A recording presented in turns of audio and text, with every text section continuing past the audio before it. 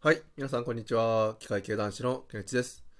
今回はですね、こちらのデール・カーネギーさんが書かれた道は開けるをですね、ちょっと紹介しようと思います。この本はですね、僕も別にまだ全部読んだわけじゃないんですけども、結構ね、この本に対する認識が少し読んでみて変わったので、そちらをね、今回お話ししていこうと思います。で、これ、日本語の題名だと、道は開けるっていう題名になってるんですけども、英語の題名で言うと、How to Stop Worrying and Start Living って書かれてるんですよ。つまり、悩むことをやめて、これからの人生をスタートさせるっていう風な意味合いなんですね。なので僕がね、この本に対して、もともと持ってたイメージとしては、綺麗事が書かれてるような印象だったんですよ。やっぱ前向きに生きればとか、気持ちをね、強く持てばとかっていう風な、そういう風ななんかうさんくさいような感じも書かれてるかなって思ったんですけども、意外とね、そうじゃなくてね、これはね、その前向きになるためには、人が誰しも持ってる悩みってのを、打ち消すというよりかは、悩むことをやめるってことですね。どっかの本とか誰かが言ってたけども、悩みの9割は実際には起こらないとかってね、心配事の9割とか言われたりしますけども、実際にはやっぱり悩みの種そのものを消すっていうのは難しいんですけども、それに対して悩まなくなる、気にしなくなるってことはできるよってことで、そういうことについて書かれてるんですね。なのでこの本はですね、ひたすら悩みについて書かれてる本で、悩みに関する基礎事項とか、悩みを消す方法とかっていうのに、結構焦点を当ててるんですよね。で、この本をですね、開いて、最初に目次をパラパラっと見たときに、一番僕が気になった項としては、ちょっとね、写りが悪いんですけど、この一番最後の項目にね、不眠症で悩まないためにっていう風な項目があるんですよ。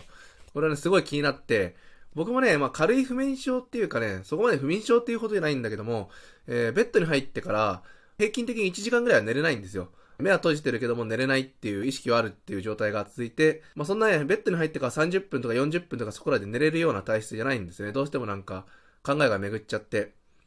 で、一時期ね、やっぱりそれについて悩んだ時期もあったんですよ。ベッドに入って30分とか40分で寝たいなって思って、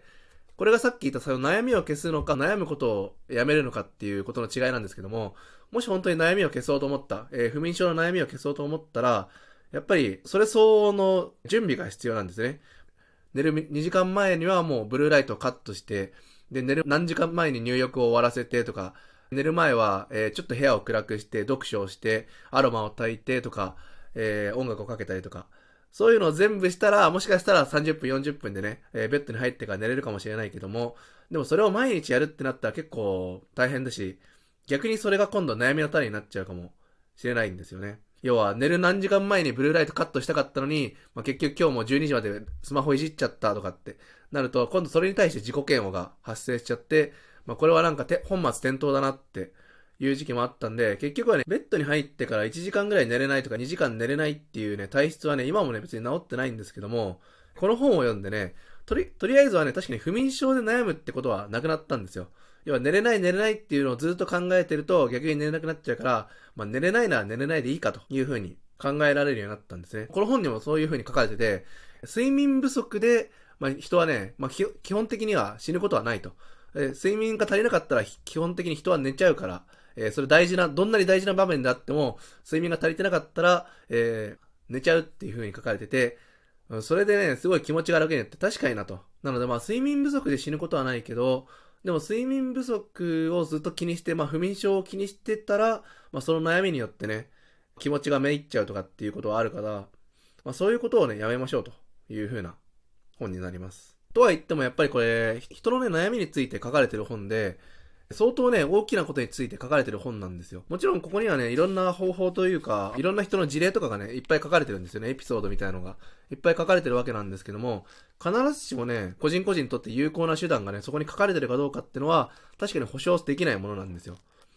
でもね、もっとその綺麗事を並べた本に比べたら、全然ね、その事例とか、こういう考え方とかっていうのが、しっかり具体例が対策案が書かれてるかなって思います。でも、実際にそれが自分に適用できるとか、自分がそれをね、受け入れられるかどうかっていうのは確かにわからないので、ほんの軽い気持ちでいいと思いますよ。今悩んでること、人間関係とか、自分の体質とかでもいいですけども、悩んでることがあるなら、その悩みがちょっとは軽くなるかもなっていうぐらいな気持ちで読んでみてもいいと思います。もちろんね、そんなに過小評価するような本ではないんですけども、でもやっぱり、悩みっていうこと自体がね、悩みが消せなくても、悩むことをやめれるかどうかっていうのも、そこもまた難しい問題なので、なので、そんなに過度に期待しなくてもいいかなって思うんですけども、でも相当いい、いろんな事例が書かれている本になります。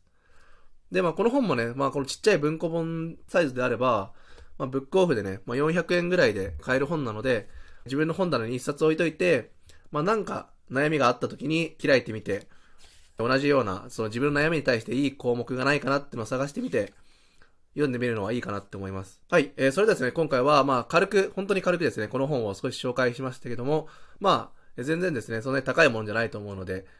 本棚にね、一冊ぐらい置いとくのもいいかなって思うので、ぜひ、気分が乗ったら読んでみてほしいなと思います。はい。それではですね、今回の動画はここまでになります。ご視聴いただきありがとうございました。また次回の動画でお会いしましょう。バイバイ。